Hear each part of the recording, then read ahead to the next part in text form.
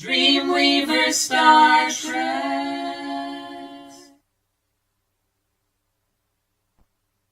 Hey, Star Trekkers, how you doing?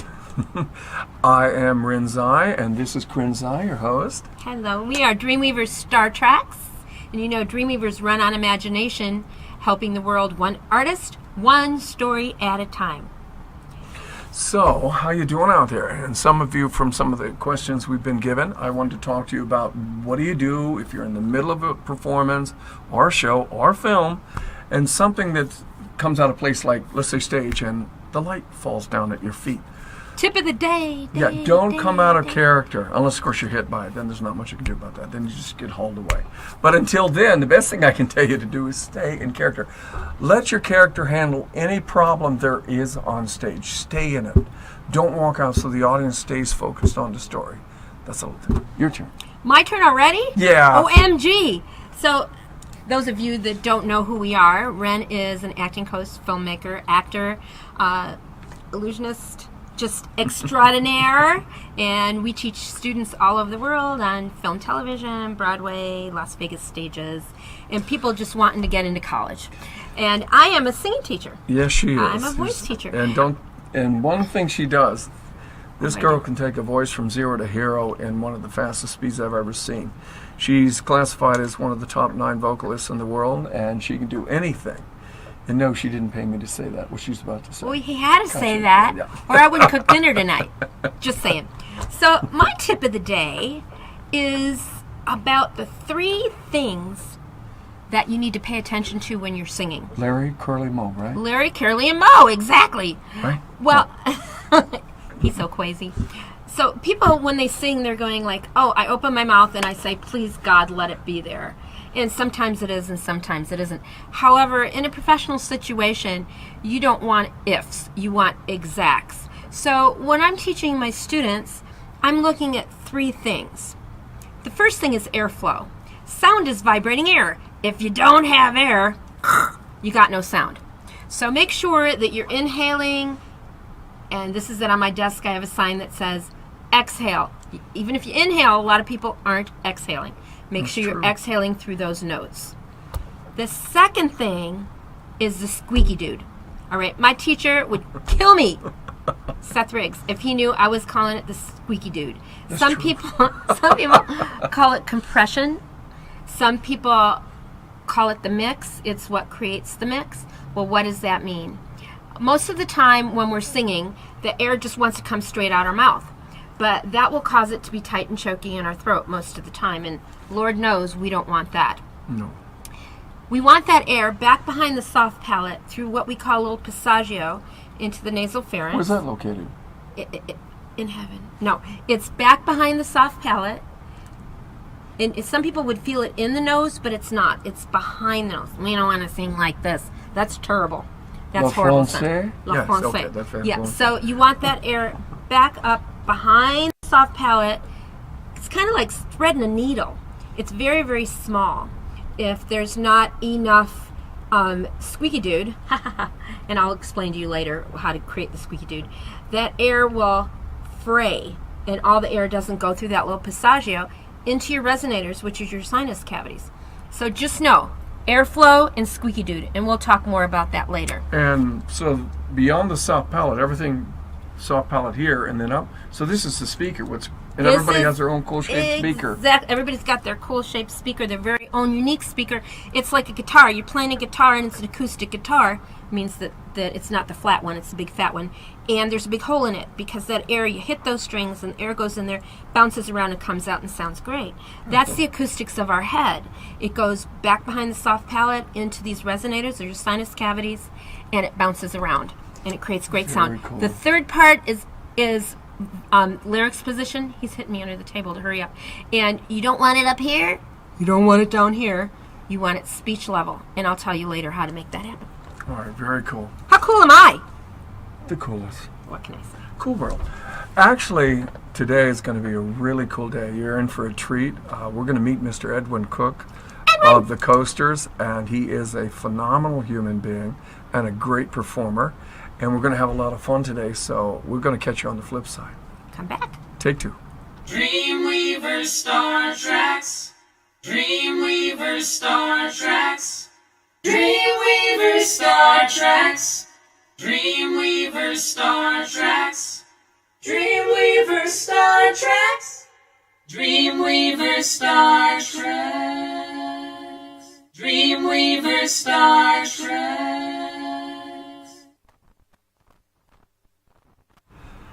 Welcome back, storytellers, and this is the fabulous and the coolest Mr. Edwin Cook. I can pay you now. Thank you. That's Thank you. right. Thank you. I'll go shopping, peeps. The world needs it. Hello. So we've known Edwin for a couple of years. Umpteen years. Umpteen years. Umpteen years. I think we met in 1986. Around that I time. Yeah. believe 86, 87, Yeah. something like that. Incredible. This man is one of the kindest, sweetest, most amazing men, and crazy talented, as you saw in the media. And he is one of the Cornell Gunter's legendary coasters. Exactly. Yeah, exactly. And that's true, and that's very true. And it's just phenomenal what they do with that. So let's start before the platter, also with the platters and the coasters. You're 21, right? Then, What right? started this dream cooking? What age were you when you went, that's got to be me? You know what? Actually, I started off in gospel. I was 9 years old, and I was with a group called the Sunset Travelers. And we opened for the Five Blind Boys, Wow. the Swan Silvertones, the Gospel Jubilees, and groups like that. And it was 5 of us, and we had one suit, and it was green, so they called us the Lizards. And we toured all over the South, and we opened for all those gospel groups. And you were 9? I was 9. And where are you from originally? New Orleans. No, just saying. New Orleans. Oh, yeah, New there you have Orleans. it. Yeah. So you at 9 years old, you toured with these incredible gospel groups Called with the your Sunset Travelers. The Sunset Travelers, and opened for them. I know those groups you're talking about. Oh, Incredible. it was amazing. It was gospel amazing. history. Gospel history. I never knew those guys were so large until I got older. The Five Blind Boys, they were fantastic. Yeah, they were. They were fantastic. Yeah. So how did you go from church music into? Actually, when I got in high school, when I got in junior high school, I always wanted to get in a talent show, but I was always afraid because I was used to singing with a group.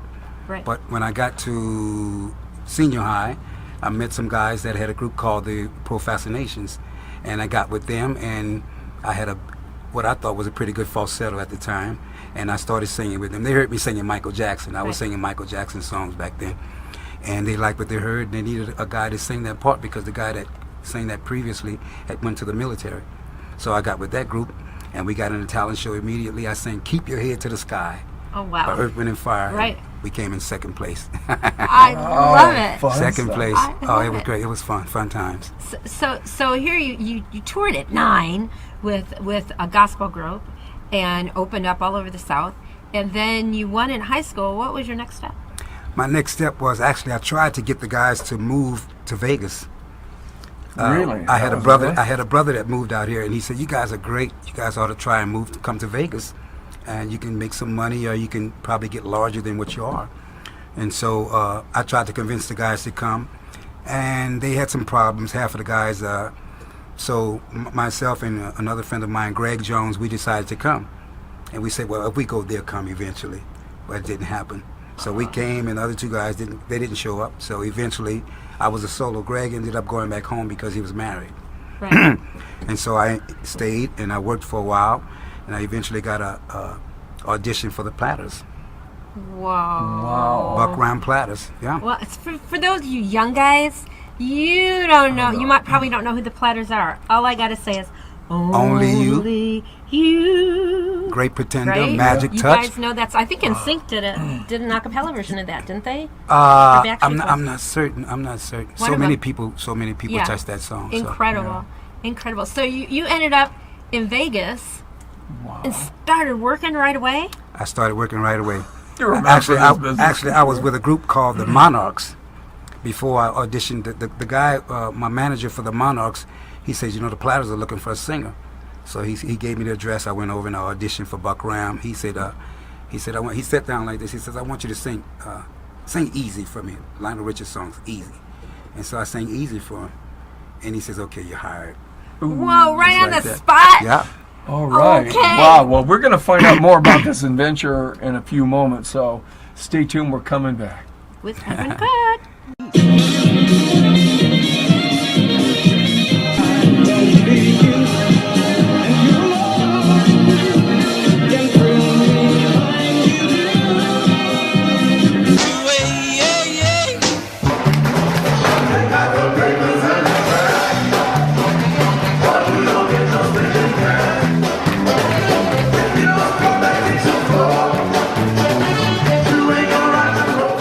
DreamWeavers StarTrax. Hi everybody, I am Karen Zai. You're with DreamWeavers StarTrax, and we're with one of the legendary Cornell Gunter's coasters, and he was with the Platters too, Mr. Edwin Cook, longtime friend of mine and That's right. and his manager, musical director, amazing woman, And best friend. and a fabulous musician. What were we talking about? Yeah, Miss Brenda Bouchard. And I'm so glad she's my new friend. We're going to be hanging. So we started in segment 1 talking about Edwin's history, and we talked a little bit about how he got to be with the Platters. I love the Platters. You know what? I toured 3.5 years with the Platters, and one thing I'm very proud of is that with the Platters, along with a guy named Dobie Gray, who did a song called Drift Away. I remember. We toured South Africa, and we were the first show to perform to multiracial audiences. Whoa. And at the height of apartheid in 1978. That's huge. So because before that, people were boycotting South Africa because they wanted us to do 2 shows, but we refused. And ultimately, we ended up doing 1 show, and there's pictures on my website with the mayor signing the decree now. It's going to be 1 show. So incredible. Yeah. Absolutely incredible. I was proud of that. And you should be. That's history. Yeah. Right there. And so how long were you with the Platters? A little over 3.5 years. 3.5 years. And toured everywhere. It was great. It was fantastic. I was the youngest guy of the 5. Everybody was at least 25 years older than I was. Really? OMG. Yeah. That's incredible. Now, so you went 3.5 years with the Platters. Right. Legendary people. And then you got with the Coasters. Right. Actually, I came home, and I was actually kind of tired of touring so much, believe it or not. And I decided to stay home for a while in Vegas, and I got back with my old group, the Monarchs, and performed on Vegas for a while, and I'd heard that the Coasters needed a singer. And so I met Cornell Gunter, the legendary Cornell Gunter. Incredible. I went to his house. He cooked me a meal the first day. I didn't know what to I'll think. Cornella him. Right? I didn't know what to think. Did he cook? Anyway, Good my cook? God, There you yeah, yes indeed. He We could knew cook. Cornell very Yeah. well. Very good cook. Pretty well, but we never had dinner that he cooked for us. Yeah, he was very So, good cook. Very good cook. Yeah. Great guy. Incredible I person. auditioned for him, and next thing I know, I was touring with the Coasters, Cornell Gunter's Coasters. Wow. And so how old were you? You were what, 24, 25 when you started? With the Coast, I think I was 28. 28 when you 28 started. when I got with Cornell, yeah. And that's when we met. That's Yep, when back we then, met, yep. right? And I got the pictures to prove it. He does have pictures to prove it. There's a picture coming up, and God bless Linda, because she got us all this media, and she just does. Pardon me, Brenda. What did I just call you? I just called her Linda. Okay, people. I had to whisper that. Everybody that knows me knows that's so Karen. All right. So anyway. Sorry, Brenda. First time I've ever been called Linda, though. Well, It's usually Debbie. I don't even know who Linda is, so there you have it. Neither do I. This is Brenda. She's gonna kill me when I get off. That's me. So, and anyway, the one time, and I want to bring this up really quickly, is when you guys were performing at Bally's, Right. and there's a picture that you guys will see, and Frankie Avalon. Who was there? Frankie Avalon. Frankie Avalon, Tom Dreesen, comedian, Zola Taylor, the original Platter, and it was one other person I can't remember, but It's on the picture. there were a lot of people in the audience as well. Oh my God! And Ren and I actually got to see that happen. We were in the audience when it happened. It was incredible. Well, I want you guys to hang in there because we have another piece of media that we want you to see with the amazing Linda and Edwin. No, I'm joking. Brenda. And you're going to see some of the legends that this amazing man has performed with. Wild, everybody always keeping on. Who's making love to your old lady? Take me in, tell me, woman.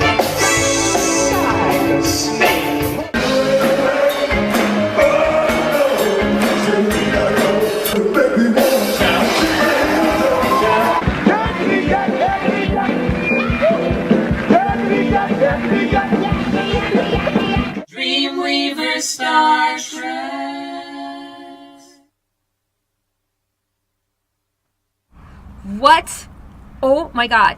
Now, some of you people, the younger people aren't going to get it. That is rock history right there. And every one of those people you saw on the screen, the amazing Edwin Cook performed with. Okay, now I have to say, because beautiful Brenda's sitting here, not Linda, Brenda, and she is such an amazing musician. She does all of the charts, Yes. which means she writes all the music for all the horns, the guitar players, everything, and she's musical director. She's a brilliant musician as well as a manager. And when Edwin's sick, she brings him soup. You call her Linda, I call her Mrs. Haney. Mrs. Haney? You Maybe know, I should you do know that. who Mr. Haney is? No. If you remember, it was an old show called Green Acres. Oh, yeah. Mr. Haney did it all. Got it. I need somebody to take up the bags. He put his hat on. He's the Mr. guy Haney. that takes the luggage. There you go. He surprised Yeah, me with that intro on stage for the first time when I heard him say that. And I was busy doing something. I go, what did he just call me? If Mrs. anybody Haney. Mrs. Haney. Because she does everything. The footage that you just saw of him working with those artists, that was a concert that's when I first started managing him. Yes. And that's footage that I got of that show. Or you She wouldn't shot see that as it. well. So you shot that and you I- put She that shot show all that together. together. Yeah. Yeah. Well, he put the show together. I came in and I shot it and Shot it. edited it, and Wow. that's why But- you see it. And what doesn't she do? That show was actually Bibbs. I don't do Bibbs, windows. Bibbs I production. don't have time. Me either. I'm sorry, Edwin, it was. No, I said Bibbs Talent put that show Oh, together. Bibbs Talent put Yeah. that. Shout out Bibbs Talent. Bibbs Talent, yeah. And so Brenda told me before the show when we saw the media that every one of those legends, Al Wilson, who else was on there? Al Wilson, Otis Day and the Nights. Who else was J.J. it? Jackson. Yeah, J.J. Jackson, and then I had my coasters there as well. And almost everybody except for Otis Day. But we and did that you. show every week, so every week we had different guests. Oh, okay. Who So- else? Who else was on the show with you? Oh, we had the Tokens. We had you name them. We had them. Oh, my it God. was I can't remember the name of the show. What was it called? Was it like Legends Week or something like that? But every week we had different guests. And where did you perform that at? That one was actually at the Silverton, but we would go to different No, locations. actually, no. That Not one that wasn't. one? No, that Oh, was that in was Laughlin. in Laughlin. Yeah. Oh, That in was in Laughlin. Laughlin. Yeah. Laughlin. That was cool. We had fun in Laughlin. Oh, yeah. Yeah, we were. Oh, yeah. Ren and I were performing at the Riverside, and the Coasters were performing at the Edgewater Right. next door, and they came to see us. And afterwards, we went to see them. But our 8-year-old daughter was with us, and she couldn't go.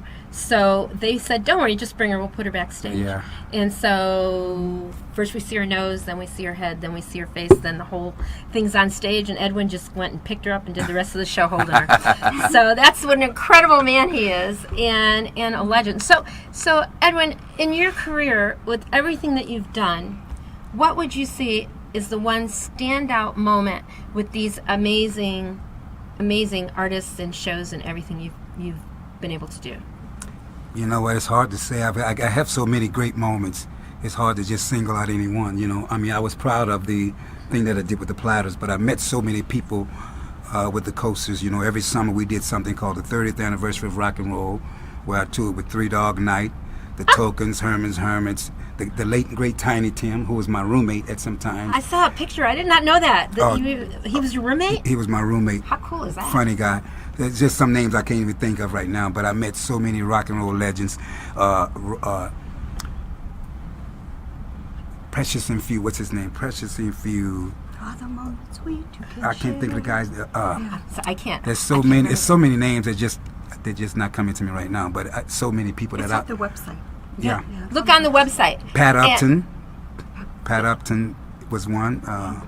Anyway, And to just go on the website, edwincook.com, if you want to book this amazing legend or Miss Brenda. Go to edwincook.com, and we're going to come back in segment 3 and talk a little more about this amazing career. Sonny Geraci. And Sonny Geraci.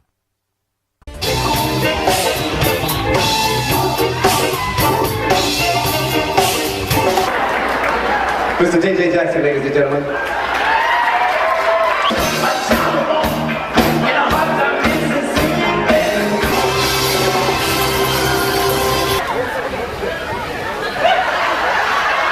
I feel good. I'm down now.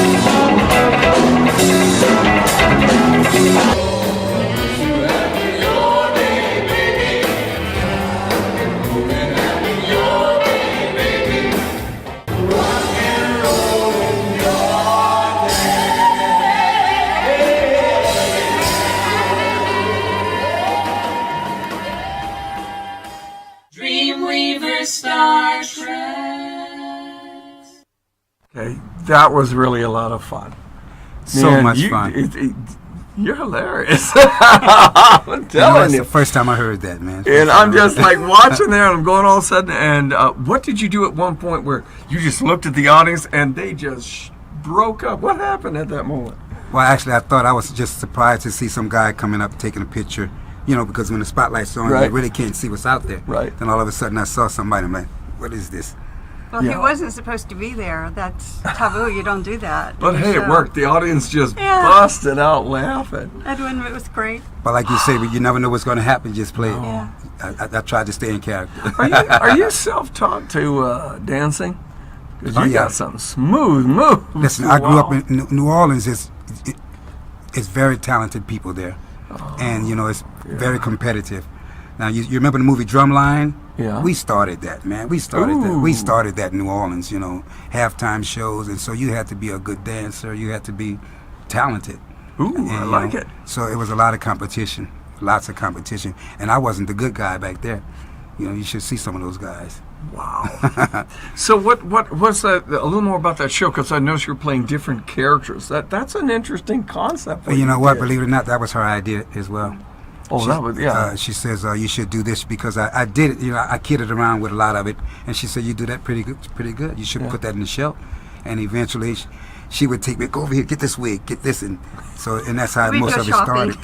Yeah, she said get this wig, get this, get that, and I'm like, I'm just having fun with it, thinking, oh, this is not going to work, and people cracked up at it. They you know? loved it. Yeah, you did some hilarious stuff with James Brown there. I was Oh, it watching was that. fun. It was a And lot of Stevie fun. Wonder, that was too funny. I didn't have time to put the Elvis suit on. Oh, that would have been. I saw some pictures of it, but they were a little too small for me to blow up and get done. But what's the name of your Elvis character? Oh, Black Elvis. Oh yeah, that would be good. I'd like that. Would be good. That would be some funny stuff going on there. But Elvis says, I go, yo, yo, yo. So was that a show you put? So that's a show you put together, That was a show, once again, Bibbs Talent put together. right? And we had different guests every week, you know, mostly rock and roll stars. Okay. Okay. Al Wilson was one of my greatest friends. I mean, I toured with him every year. Can't believe he still sings like he sings. Well, he passed away a couple of years ago, but he was fantastic, you know. Great singer, great guy. And he was one of the first guys that we had on the show. And actually, if you listen to this video, he's one of the guys that introduces me. He's my MC. Great guy. Wow. Good friend. Fabulous. And who was the baritone that was doing on the Charlie Brown stuff on there? The bass singer, the late and great Eugene Williams. Yeah. Wow. You know, that's something you just don't come across in this world. Yeah. You know, there's so many tenors, and then, wow. He was fantastic. As a matter of fact, he's the same guy that sang with me with the Platters. The same bass singer. Really? Oh, yeah. He goes all the way back to 1976. If you don't know what that is, you got to look that up on the Yeah, internet. Get yeah. to your internet. Gene Williams. His son was a basketball player. He got a ring with the Chicago Bulls. Okay. He also was the first forward that played with Shaquille O'Neal in Orlando. Gino's son, yeah. Brian Williams, yeah. I just can't believe how healthy you look. Oh, yeah? I knew I should have taken Wait up until I get dancing. up. Wait until I stand up. Okay. Well, we're going to come back in just a few moments here, and we're going to hang, and we're going to find out a little more about one of the great legends of our business, and that is Cornell Gunter, and your relationship with him, and we're going to learn about that human being. Great guy. We'll see you in a few moments.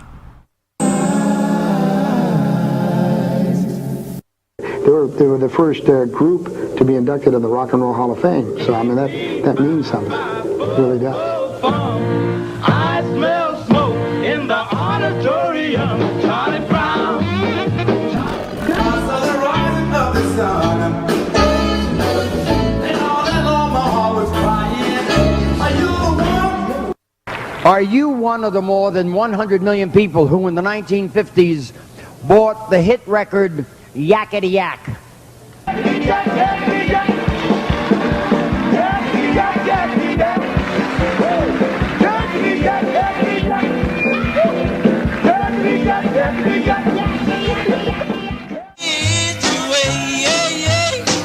from the showroom stage to television. They shared a stage with such greats as Frank Sinatra, Jerry Lewis, Dionne Warwick. Why's everybody always picking on me? In 1989, Cornell Gunter and his coasters had begun recording their comeback album at Paramount Studios in Los Angeles, California, which included the tune Close Your Eyes. May 27, 1990, Shirley Gunter, executor of Cornell's estate, signed over Cornell Gunter's coasters to Charles Duncan and Edwin Cook, giving them full legal rights.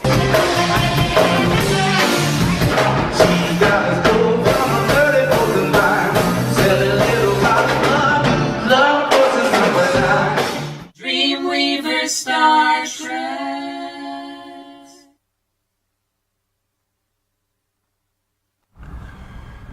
Yakety Yak sold how many albums or records? Millions. Something like 150 million. Millions. Which is, and then that first shot we're looking at you, and this was the Rock and Roll Hall of Fame. When did that take place? Well, you saw that in 1980. I think it was 1987 when the Coasters first got inducted into the Rock and Roll Hall of Fame. Yeah. That was in New York, and at the same time we were performing in Las Vegas at Tropicana. Right. So Cornell and Charlie, they left to go to New York. I was left at the Tropicana. They were supposed to come back at 4 o'clock that day. They got snowed in. So I ended up doing 2 shows by myself. So I ended up singing Earth Angel all three? For 20 minutes. Now that's just incredible. Oh, yeah. Talk about the Flash. Costume changes everything. It was amazing. I tell you, I was horrified. It was, you know, it was a learning experience. Yeah. Well, let's talk about that man. You knew him better than anyone I know, the kind of human being he was. I know how he treated us. He didn't have any pretense, any arrogance about him. Tell the world about that human being. He was a great guy. He was one of the funniest guys I've ever met in my life. And just to be on stage with him, man, you never know what he was going to do. Every show was different. Every show. There were some times where I couldn't sing because I was laughing so hard. What are some of the things he'd do? He would notice everything that goes on in the audience. He didn't miss anything. Something happened over here, he'd be singing on it, and then he'd say something to us about what happened over there. He'd be singing yakety yak, and he's telling me something, and I'm like, Cornell, sing. And he'd say something, and we would be laughing.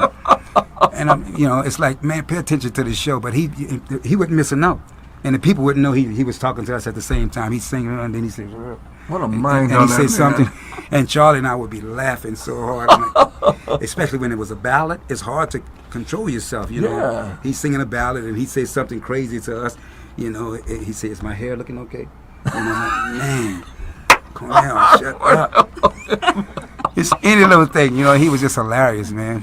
Oh, funny guy. Some stuff I can't repeat. No, I know. He's pretty funny, but yeah, he's the funny. kind of thing I noticed about him when we first met, because I'm in this business, I ran across so many arrogant people who serve themselves rather than the audience, and I've never a hint of that in him. That personality he had, just what was he like? I mean, because he just seemed like that all the time. Just this wonderful human being. He was a very nurturing person. Yeah. You know, off stage, he would invite you to his house. We look forward to Christmases because he loved Christmas. And he loved putting up a tree and decorating. He would have the best tree in the world. Wow. Just decorating his tree, and you come over, you can smell everything being cooked. It's like Cornell, man, because he lived alone. Wow. And he didn't like being alone. So he would always invite us over for dinner or whatever, and we loved it. We look forward to it, you know what I mean? Well, I'll tell you something, world. Look that man up. That is Cornell Gunter, and we really miss you. Who also started the Platters. That's right. Wow. Okay, we're going to be back with your questions in a few moments, and we've got some. I got to take a moment. Wow, I did not know that. Yeah, his sister was the See first. you in a few. Oh. DreamWeavers StarTrax. DreamWeavers StarTrax. DreamWeavers StarTrax. DreamWeavers StarTrax. DreamWeavers StarTrax. DreamWeavers StarTrax. DreamWeavers StarTrax. Welcome back, Star Trekkers and storytellers. We're going to pick up where we left off, where something I did not know. Cornell Gunter started the Platters? Cornell Gunter started the Platters. Wow, tell us about that. His sister was the first dish. You know, they always call the female singer of the Platters the dish. and Shirley Gunter was the first dish. And she left to start a group called Shirley Gunter and the Queens. Wow. And they had a song called Oop Shoot, Flew, Flew-Dooby, Oop Shoot, Flew. I remember that song. Oh my God. Yeah. That was That's Shirley Gunter cool. and the Queens, yeah. And so how long was Cornell with the Platters? I got to make this clear. It was so many different guys. At that time, they were all young, 15, 16 years old. So one week they were the Platters. The next week they were the Drifters. The next week they were just recording. And so that's how it happened. Got it. They weren't long-term, you know. They That's just smart. That's the way they were back in those days, you know. That is incredible. That's adapting well. Tidbit of rock and roll history, and as Edwin said on break, check it out on the internet. fabulous. Incredible. Come on, young singers. These are the shoulders you're Yeah, standing pay on. attention to this stuff because it works. Listen what they did to get known. And Okay, we and want- we have Miss Des too. No, we no, got a no, second. We got something else we got to do. I'm here. I'm the boss of you. Yes. Miss Brenda Burchard is an amazing musician, singer, songwriter herself, and her and Edwin are working on a project that I thought was really, Ren and I and Des thought was really important to bring up, and so we're going to have Miss Brenda explain it. Talk about it. Well, let's talk about David Longoria first. Okay. He was the last producer to produce Cornell, Charlie, and Edwin in the studio before Cornell was tragically murdered. I did not know that. And so Edwin's known David for many years, and so David invited him to be part of the project, and I ultimately got invited to be part of it once he met me. Of course you did. And we went to LA on the 24th of July and did a recording session and became part of it. But it's a massive project that he put together called We Are One. And it came about because of his own personal frustration about what's going on in the world and too much hate. And Thank you. we need Agreed. we need to unify and realize that we are one because we're human beings first and foremost. Get past the color, get past the ethnicity, get past the preferences. Just realize we're all human beings, and that's where the project came from. That is so exciting, and as all you Star Trekkers know, that's what this TV show is about. We do. And having, that is Artists for Humanity right there. Artists for See, Humanity. that's what it's about in the long run. which we'll be talking about that later on in the year. Thank you so much, Brenda, for sharing Thank that with us. Thank We you, can't Brenda. wait to hear. And Edwin has written a book, which will be coming out when? Oh my gosh, that's been an ongoing project forever, and our careers aren't over. Everything keeps twisting and turning, and we're zigzagging through the maze. Well, and you know so what? It's her. it's an ongoing project. We I get think to that- write the book, and then It's in I draft say something disposition, else. She says, yeah. oh, well, we have to put that in. Okay, yeah, that's Oh, draft we have to put that in. disposition. Yes. So we'll never finish it. Well, we'll let you guys know. We're going to have Edwin and Brenda back on the show Yes, we are. For Pardue, and we'll let you know when that's ready. But you can also, Brenda wrote a song that she did all the arrangements for and played on and put the whole band together called Which one are you talking about? Tramp Stamp. Oh, Granny's got a tramp stamp. Granny got a I tramp did stamp. not write the lyrics. Matt Dorman was the wonderful lyricist who wrote the lyrics, but he presented it in a country music fashion. I said, we aren't country. No offense, but we aren't country. So I asked for free reign to do what I wanted to musically and rewrote the music that fits our show. And you can find it on musicstreetusa.com. It's selling on iTunes. It's selling on Amazon. So check it out because it is a cool song. Granny's got a tramp stamp. Granny's got a tramp stamp, and you got to look up on the site what that means. I ain't telling you, but it's Yeah. way cool. Also check it out on YouTube. I put up a studio version of our recording, and it's on YouTube. You got it. It's way cool. Granny's All got right. a tramp stamp. So now we have some questions. Now it's your turn. Your turn.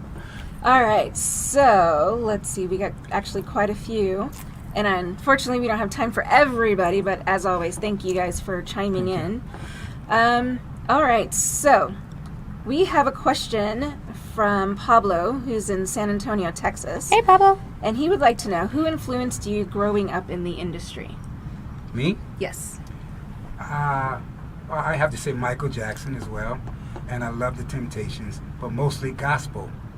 Wow. I love gospel singing. There was one guy, his name was Archie. He sang with the Five Blind Boys. And my mom used to play him all the time, and she would just sit there and cry listening to his songs. And so I wanted to be Archie in the beginning. Wow. Wow. There was a song called Save a Seat for Me. His mother had passed, and he sang at the funeral, and he said, Save a Seat for Me. My mother loved it. Oh, wow. And so I used to play that because she loved it. Wow. But that's the first guy that I remember that I loved, Archie. from the Five Blind Boys. Wow, check it out, people. Very cool. That's fun. All right, and we have another question from Gene, who's from Kentucky. Hey, Gene. He would like to know, what do you think of the artists and the music genres today? Well, you know what? It's hard to say because every era is different. I mean, in the beginning, nobody liked rock and roll. In the beginning, nobody liked rap. So, I mean, it's just an expression. Everybody's different, and you just have to listen to it. I mean, to me, I love everything as long as it's not vulgar. That's just me personally. Yeah. So, I mean, I give everything a chance because, you know, everything, it's an evolutionary thing, you know. Excellent. So, Beautiful. Good answer. All right. Yeah, Excellent. very cool. All right. We have another question. As a manager, what are some pointers you can share with the audience about the industry? And this is from Maddie in South Dakota. Good question, Maddie. Wow, that is a massive question, Maddie. Thank you for asking.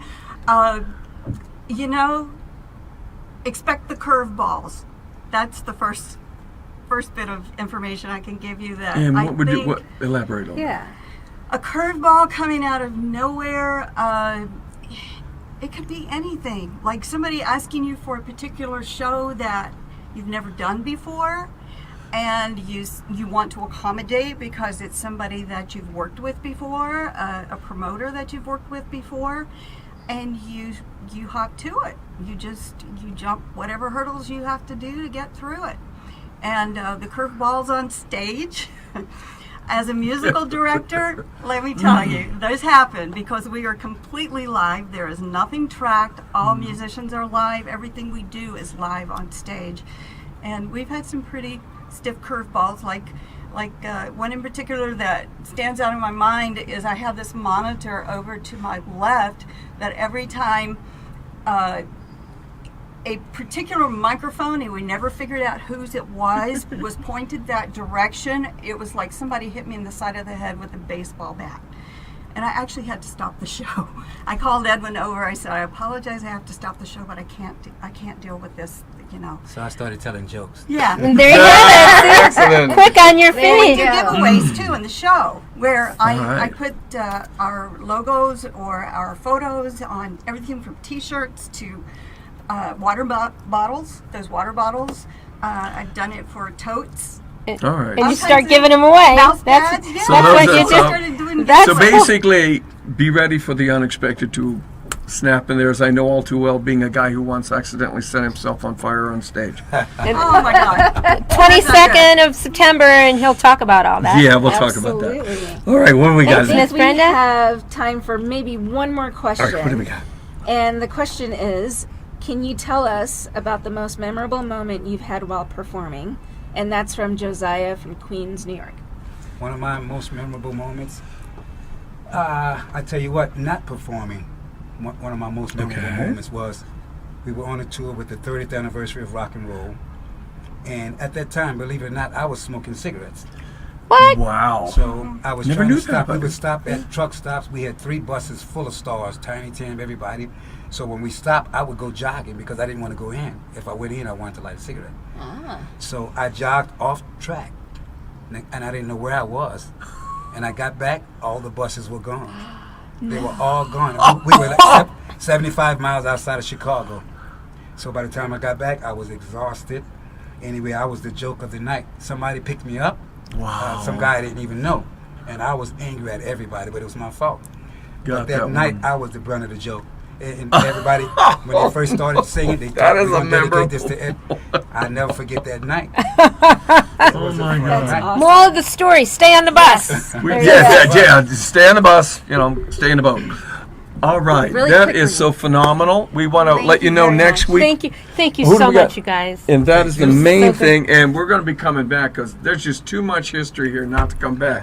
And we're going to let you know, who do we have on next week? Next week, we have one of my other partners in crime, Mark Maynard, Frankie Valli tribute artist. I was Sherry in the Frankie and Sherry show, and he is fun. He's the only Frankie Valli tribute artist actually endorsed by Frankie Valli himself. So he's a ringer, and he sounds just like him. All right, we will catch you, Star Trekkers, storytellers. Keep it up. Send in those Bye, questions. We'll see you next Thank week. you, Bye. Edwin, Brenda. Thank you. Thank you.